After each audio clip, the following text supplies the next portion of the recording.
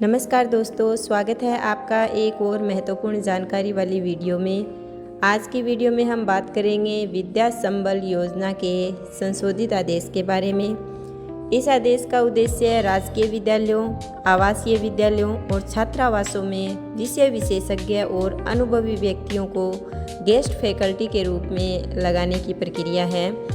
इस संशोधित आदेश की तारीख 26 अगस्त 2026 है और इसमें विद्या संबल योजना के तहत आगे की प्रक्रिया भी बताई गई है। अब बात करते हैं महत्वपूर्ण तारीखों के बारे में।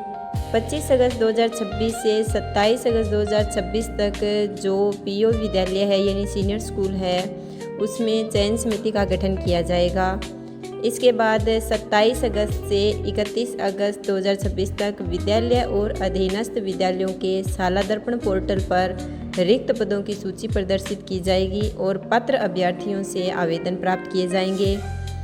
इसके बाद 31 अगस्त से 1 सितंबर 2026 तक विद्यालय स्तरीय समिति द्वारा प्राप्त आवेदनों की जांच की जाएगी और निर्धारित मेरिट के आधार पर प्रत्येक रिक्त पद के विरुद्ध 3 अभ्यर्थियों की चयन सूची तैयार की जाएगी।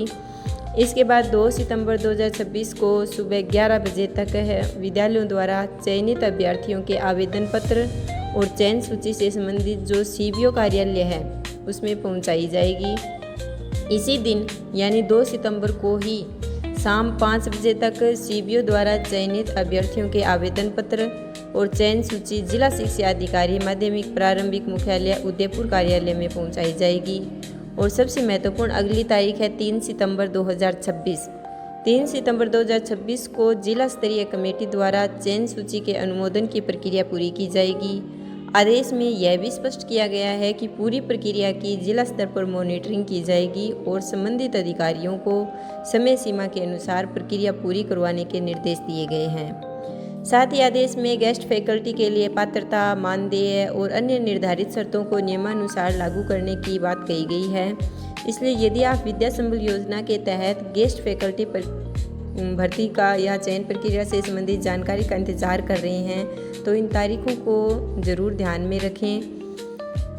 इसके अलावा अब बात करते हैं हम गेस्ट फैकल्टी चयन प्रक्रिया में निर्धारित अंकों की।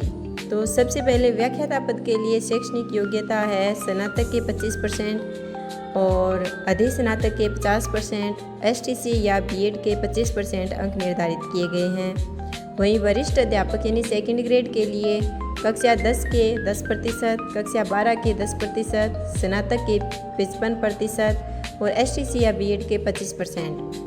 अध्यापक लेवल 2 यानी थर्ड ग्रेड के लिए कक्षा 10 के 20%, कक्षा 12 के भी 20%, स्नातक के 35% और एसटीसी या बीएड के 25% अंक रखे गए हैं। अध्यापक लेवल 1 के लिए कक्षा 10 के 30%, कक्षा 12 के 45% और एसटीसी या बीएड के 25% अंक निर्धारित किए गए हैं।